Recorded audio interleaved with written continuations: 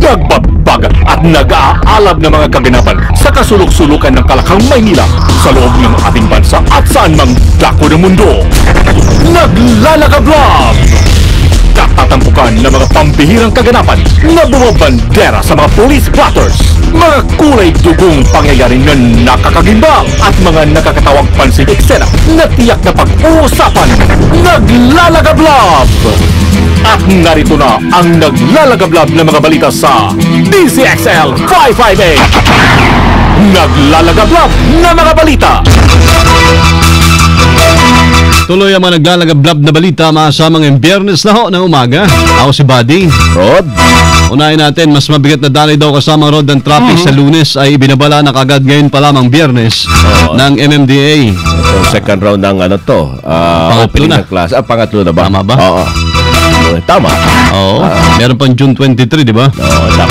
Ay, ito na ho. Si Joyce Sandra may balita. Joyce, i-radyo mo. Nagbabala ang MMDA sa mas mabigat na daloy ng trapiko sa Lunes. Kasabay ito ng pagbubukas ng klase sa mga pribadong eskwelahan. Ayon sa MMDA, ngayong linggo ay hindi pa masyadong masikip ang mga lansangan dahil ang mga pampublikong paaralan pa lamang ang may pasok. Bukod sa traffic enforcers, magpapakalat din ang MMDA ng street sweepers simula sa Lunes. Kasama mo sa Southern Metro Manila para sa DZXL 558. Joyce Collantes, Adra, Tatak RMA. Police report naman, babae arestado sa pagnanakaw po ng pera dyan sa may Quezon City. Silvestre Labay, by i-radyo mo. Sa Station 10 ng Quezon City Police District ang isang babae. Matapos nito'y mahuli sa akto na kinukuha nito ang pera sa loob ng toolbox sa isang mall sa lungsod ng Quezon. Ang suspect ay nakilalang si Jane Saponte, 32 anyos, residente ng Batasan Road, Quezon City. Batay sa imbestigasyon ng pulisya, kagabing pasado alas 10, habang nakatayo ang sales lady na si Gemma Bartulay, 26 anyos, sa loob ng Tapsen Fashion Collection sa Eton Center Mall na matatagpuan sa EDSA, kanto ng Quezon Avenue. Napansin ng sales lady na dinampot ni Samonte ang toolbox na may lamang 4,600 pesos. Agad na humingi ng tulong sa mga gwardiya ang sales lady na si Bartolay, kaya dinampot ang suspect at dinala sa impila ng pulisya kung saan maring tinanggi ni Samonte ang naturang akusasyon. Kasama mo sa Quezon City para sa DZXL 558, Silvestre Labay, Tatak RMN. Naglalagablog na mga balita. Sports na tayo. DZXL Bulat Palaro. Makakaharap po ng Gilas Pilipinas makasama ang dating coach na si Toroman na siyang upo bilang coach ang Jordan sa gaganaping FIBA Asia Cup sa Wuhan, China mula July 11 hanggang 19. Ang 59 anyos na si Toroman na siyang bumuo sa konsepto ng Gilas noong 2008 ang dumiskarte para sa Jordan nang winalis ang West Asia Basketball Association Championship sa Amman. Napagalaman ng dalawang islat ay binigay sa West Asia at makakasama po ng Jordan ang Iran kung saan iba pang kasali ang Pilipinas at Singapore mula sa Southeast Asia, Chinese Taipei at Japan mula sa East Asia at India mula naman sa South Asia. Nabati din na dalawang pwesto na lamang ang ipinaglalabanan doon at ito ay para sa Central Asia at sa Gulf. Ang Qatar, Bahrain at Saudi Arabia ang naglalaban-laban sa Gulf habang ang Kazakhstan at Uzbekistan ang pinagpipilian po sa Central Asia. Si Chot Reyes na ang siyang hahawak sa Gilas sa Pilipinas o Gilas Pilipinas ay ibibigay naman ang 24-man lineup sa organizer sa June 11 habang ang Final 12 ay malalaman sa July 2. DZXL Showbiz Balita. Una, mga kasama sa Showbizlandia. Eto, napakagandang cover po ito. Brand new. Ganun ba? Oo. Ayan ba yung Kasamang body. yung kalabaw? Oo, yung kalabaw nila ba? Kalabaw. Oo. Eh, makikita na yan sa linggo. Oo, dadalhin daw kasi may 500 na. Talagang sigurado. Walang booking daw. Walang booking. Basta may kalabaw. May kalabaw.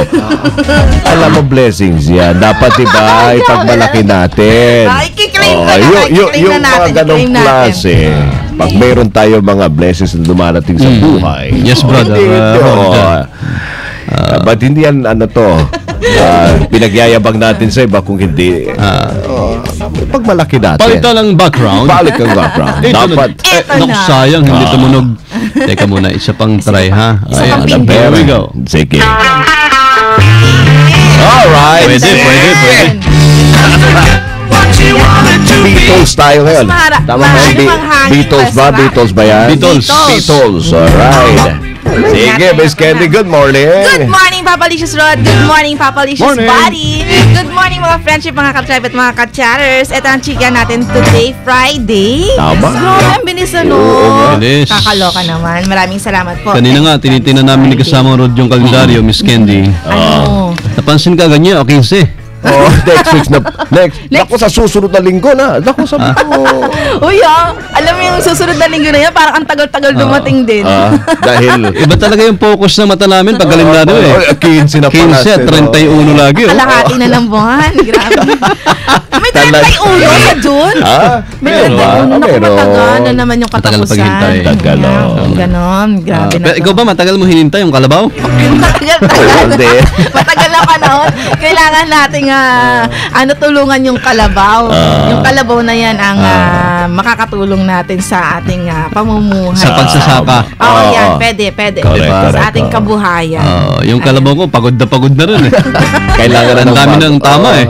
Pero malakas pa rin siya. Still alive and kicking din, ha? Iba talaga pag inaalagaan ang kalabaw. Ayan, ibig sabihin lang niya, Papa Bads, mahusay at magaling kang mag-alaga ng kalabaw dahil matagal na siya, nandiyan pa rin siya sa'yo. Diba? Kaya ayaw pa niyang papasukin yung kanyang kapatid. Kaya pa daw niya. Kaya pa. Naku, kawawa naman siya. Pero okay lang, at least wala pang kasama mo kalabaw. pa siya. Ikaw wala pang kalabaw. Kambing lang muna. Yun pa lang. Yung dalawang gulong. Nakakarga mo kahit saan. Sabi ni Aling Pepang, isama niyo naman ako sa usapan yung tatlo. Aling Pepang. Ay, morning. Sige na nga po. Ito. Yung kalabaw po kasi ay sasakyan. Yan. Sige, nasaan ba tayo, Miss Candy? Ano ba nangyari? Itong chika natin, sa sasakyan, talagang sasakyan na rin ito ni Krista Miller.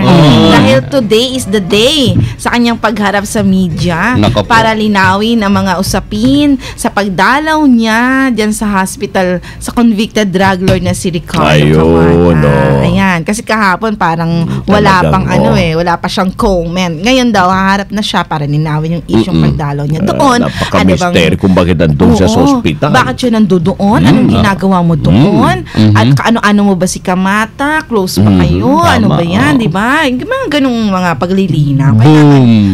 Boom. Panis. Panis talaga. Kalain mo yun. Isa lang ang lesson na nakuha ko dyan. Pag gusto mong sumikat ulit, Dumalaw. o controversial, dalaw lang. Yes. Dalaw lang sa mga VIP. Simple lang. Prisoners. Grabe. Drug lord pa. Bugbog mo sa yung sarili mo sa mga kilala din. Ganun ba? Pero siguraduhin mo lang na malulusutan mo siya. So dahil dyan, may press conference ngayon. Nakaabangan yan. Siyempre, nakaabang din dyan ang DOJ, di ba? At iba pang mga naging, niya siguro, customer ni Krista. Grabe ito ang napapansin ko. Yung gobyerno nagiging showbiz na rin, no? Oo nga. Paano hindi malayo? Ang kapatid ng Pangulo natin, Sister Rex. Kaya parang pelikula na rin yung mga pangyayari. Oo nga, parang nasa scripted na nga daw. Pelikula na rin yung pangyayari. Sabayan na lang nagiging natin parang yan. teleserye na rin dahil sinusubabayan ng publiko. Oo, Diba? kung ano yung mga susunod na kabanata mangyayari. Sabi nga, art reflects, ano daw ba? Real life. Totoo naman din yan, Papa Pals. Totoo yun. Or vice versa. Oo, pwede. Kasi wala namang art na pangit. Diba? Lahat yan, kahit anong klaseng abstract. Basta nasa presentation. Ina-appreciate yan ng tao. Wala bang pelikula yung si Krista? Si Krista yun nga. Wala namang upcoming movie yan. Wala naman. Pero diba? Naharap siya sa media ngayon para magsalita ng Sige. issue niyang pagbisita. Dahil dyan sa pagbisita lang. Diba? Hahayas na naman ang kanyang page.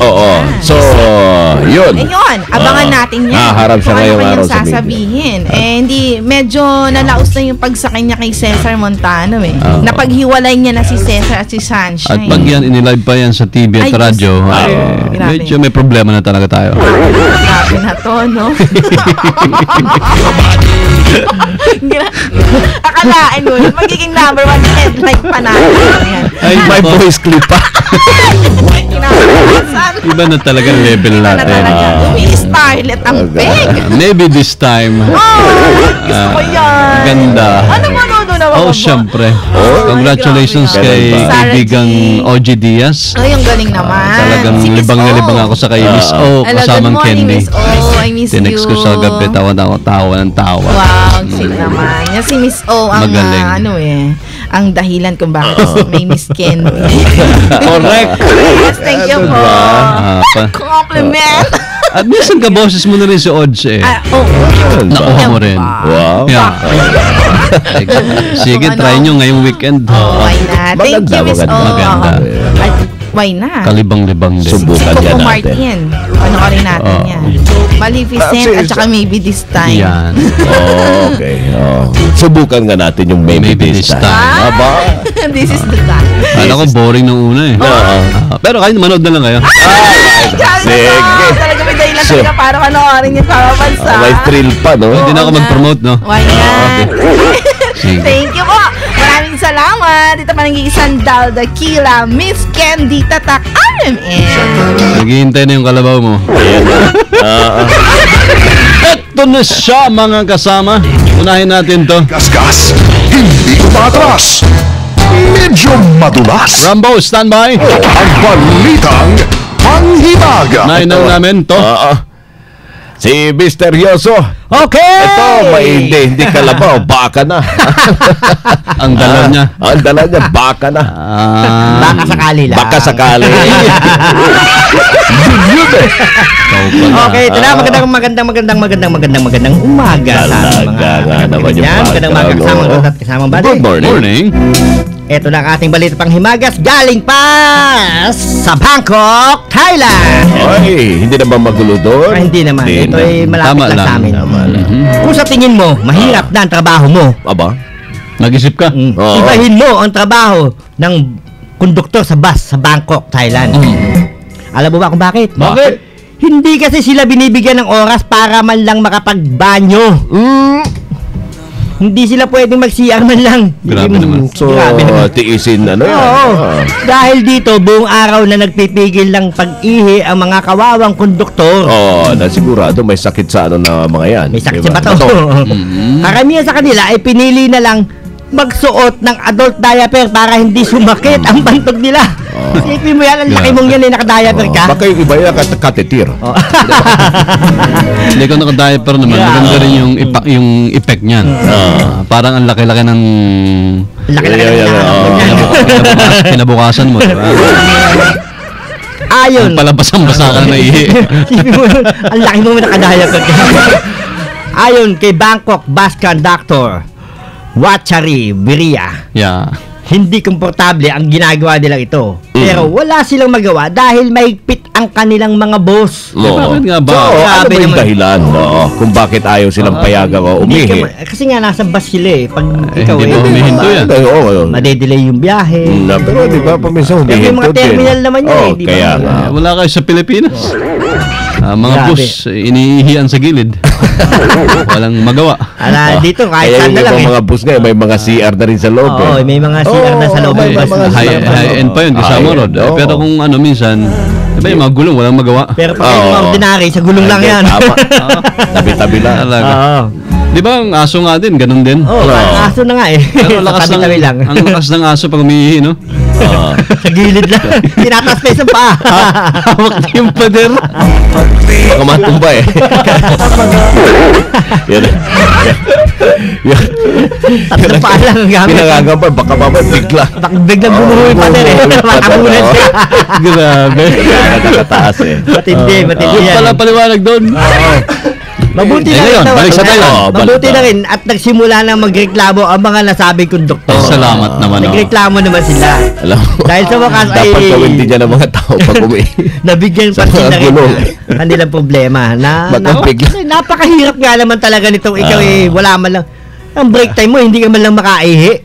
Kaya nga sabi ko, di ba, akala ko may Akala mo mahirap na yung trabaho mo? May mga katitir itong mga bus conductor. Yan ang mahirap. Sila. Kaya gusto mo ba ng ganyan trabaho? Abay, mag-isip-isip ka.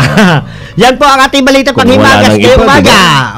Kaya nga sila nagtitis dahil wala lang iba Hatid sa inyo yan, misteryoso galing pa sa Bangkok, Thailand. Thank you. Ito na inaabangan din ng marami. DZXL Ulat Trapiko. Please do the honor, kasama Rod. Yes, mga kasama, narito na po siya. Mula Aurora Boulevard. Sitwasyon ng trapiko dyan kasama si Silvestre Labay. Bye! I-radyo mo! Morning! Yeah, good morning kasamang Buddy at Rod sa... Parang lapit-lapit mo sa amin Oo. Ganda na audio mo. Lapit mo kasamang Rambo. Buhay na buhay kasamang... Oo. Andyan lang. Nasaan ka ba? Nasa likod ka lang ba ng pinto ng booth dito? Pero maganda yung audio mo talaga. Napakaganda. Ngayon, magandang... Ano sabi mo? Buhay na buhay? Buhay na buhay. Masigang yan ang dapat. Friday. Minsan lang mangyari yan, di ba? Oo. Minsan lang yan. Kailangan buhay na buhay. Yan! Yung kasama ng Aurora Boulevard, kung galing sa Katipuna, binabaybay namin ni Earl Saluda. So ngayon, dito sa kahaba ng Boulevard, Aurora Boulevard patungo sa Espanya at Santa Mesa, Banayad hanggang Mabagal, lalo na sa 15th Avenue hanggang Cubao. Yung Espanya ba kasamang Rambo, kung nadaanan nyo, kamusta yung construction works dyan? Yung repair works pala? Ay tuloy-tuloy pa rin. Meron pa rin. Nakarang araw, hindi pa namin nadaanan ni... Hindi pa. Tapusin daw ng maaga ng DPWH. Sana naman. Madali nila ng DPWH.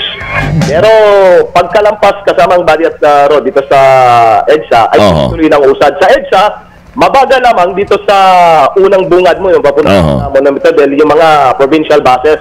Pero pagkalampas yan, hanggang tapat ng Kamuning Station, tuloy na yung usad. Sa kabilang linya, patungo naman sa bahagi ng Makati, ay Banayad hanggang Mabagal. Pero tuloy-tuloy ang usad ng mga sasakyan. Yan. And alam mo na. TTO ko, abay, laging inaantayan ni Eric San Juan dahil meron forum siya ngayon. Pag binabanggit mo na Eric San Juan, ramdam na ramdam ko na teenager ang dating niya. Oo. Imagine, si Eric San Juan. Isang pala yan ng isang intelligence course. Batang-bata. Wala kang binanggit na doktor, na prof. Eric San Juan lang mismo. Talagang parang teenager dating. Sa mga Rod.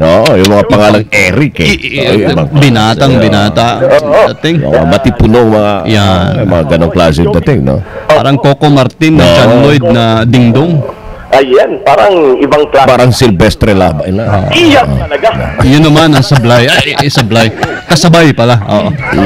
Lalo na si Jovi D. Guzman at si Val Gonzales, Ronald San Pascual, nakikinig yan. Aba? Lalo, yan. Lalo na yung... Sino? Sa DWDD? Si Jovi D. Guzman. Hindi, si San Pascual. Si Ronald San Pascual. Dito yan, mga striker na. Okay, sige. Iba pala yun. Si Bulagcaster pala, Romel San Pascual yun. Bulagcaster yan sa Yung inaantabayan din ng partner ko ito. Si Earl Saludar. Abay, tinitingnan niya ngayon kung ano itong aking MOTTO ko. Ang aking motto kasamang Buddy at Rod. Strong. Strong people don't put others down. They lift them up. Strong people don't put others down. They lift them up. Pwedeng isa-isahin natin. Masakit sa ulo. Pakiulit kasamang Rambo. Ulitin natin. Okay. Strong people don't put others down. They lift them up. Amen. Amen. Ganda ng dasal mong yan, ha? Ay, quotation ba yan? Quotation. Alam ni Mike Dihuan yan ng Manila Times. Ganun ba? Sino pa nakakalam yan? alam yan ni Jimmy Mendoza rin. Aba, bati na kayo, ha? Bati na. Hindi ka na ginugulo. Sa kanya yung mga barangay Tantulan at Tatalon. Oo. Oo, pero ngayon okay na raw yung mga barangay Tatalon. Aha. Sa Tagalog. Sige. Padi at Rod. Oo, translate mo ba? Ang mga mas makapangyarihan. Oo. Strong. May kakayahan. Strong sa Tagalog, makapangyarihan. Malalakas. Oo. Lakas. Malakas, oo. Ugaling humila ng pababa. Oo. Hindi daw ugali nila na humila ng mga kasamahang pababa. Yun. Bagkus, sila ang dapat na maging daan sa pag-angat at pag-asenso ng mga mahihina. Ayun. Alam mo, dyan lumitaw ba yung kasabihang, di ba? Yung sinasabi nila kasamang bats, yung utak talangka. Yan, crab mentality. Crab mentality. Di ba? Kasi ano ba yung characteristic ng crab, di ba? Pag nilagay mo sa loob ng isang balde, mga ito, o pag isa malapit ng lumabas, makakyat, inihila naman ng iba pababa. Di ba? Tulak pataas. Oo. Ay hinihila pababa. So, hindi katulad ng langgam. Hindi rin katulad. Ng langgam din, nagtutuntungan sa bawat isa para may makalabas. Tama. Tulungan at in order, disiplinado. Oo, tama. Alright, talaga. Kasamang Rambo ay merong date ngayong Friday? Meron ka bang date? Biyernes ngayon. Ngayon, thanks God, it's Friday. Ni Earl Saludar ang mag-date. Pero yung yung address sa susunod na Biyernes pa. 15 linggo. So 13 baka meron na yan. Meron na yan. So ipopost mo na lang o ngayon na? May natira pa ba? Meron. Meron pa. Meron pa. Meron pa naman. So pwede pa mamaya.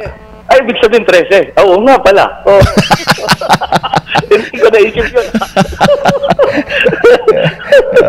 13 na ba sa susunod na? Ayun.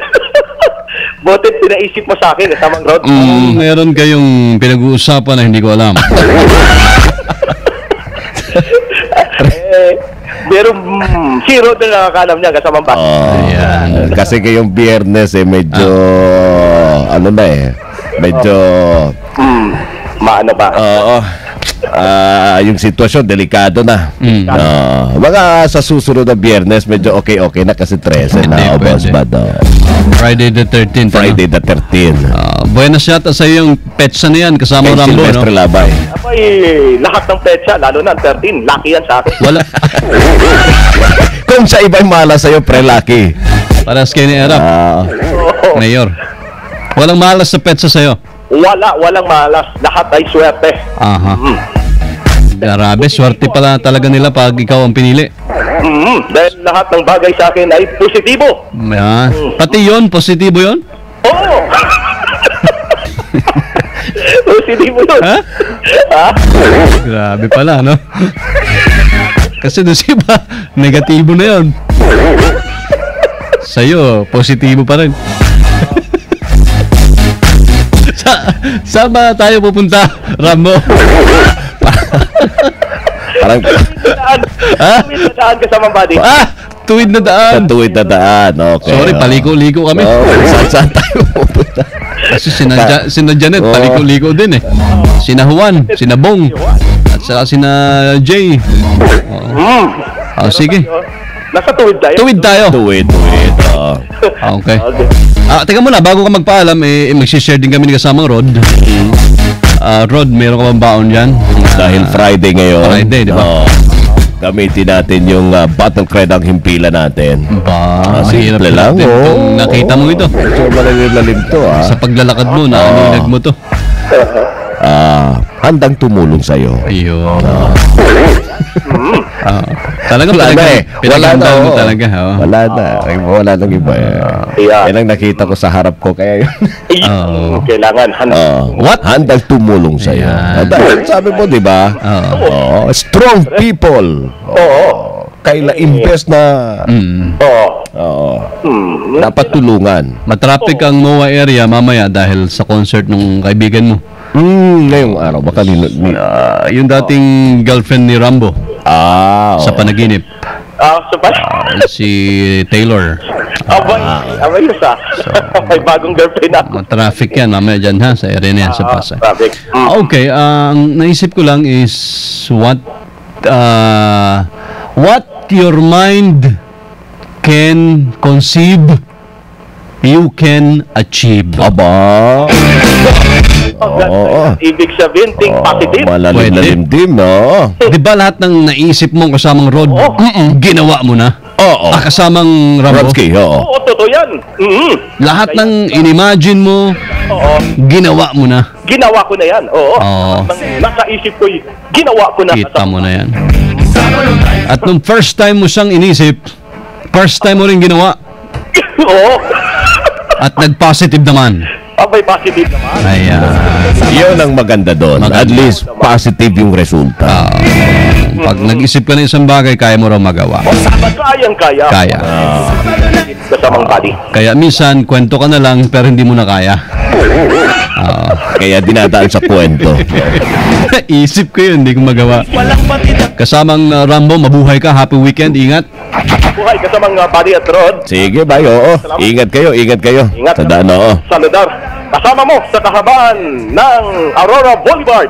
Tarinig yung boses ni Earl ha, sa extra mo.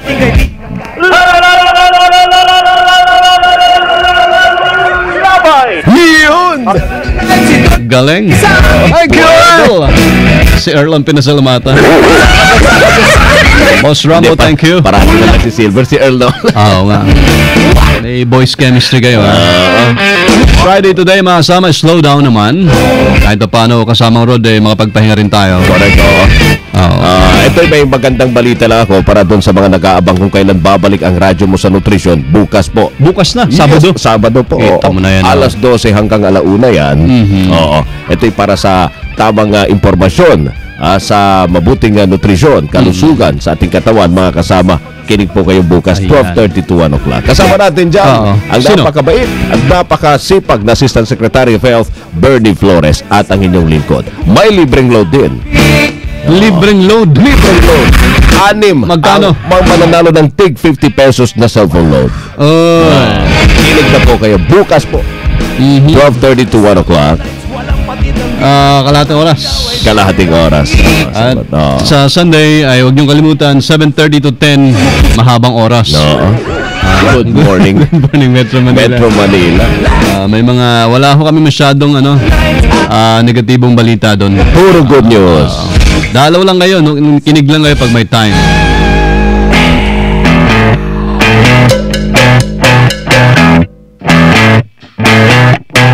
You're insecure, don't know what for.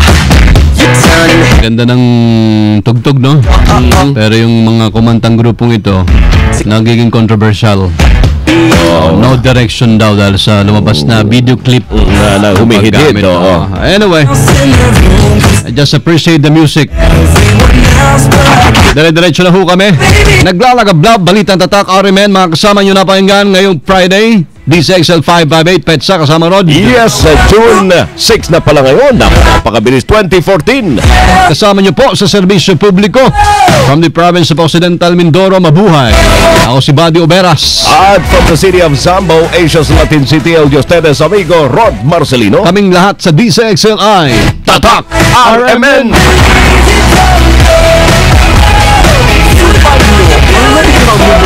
Kalipunan ng mga pinakahuling kaganapan sa Kalakang Maynila, sa ating bansa at saan mang dako ng mundo. Naglalagablab dito lamang sa Unang Pihit, DZXL 558, ang bagong kasama mo. This is Tony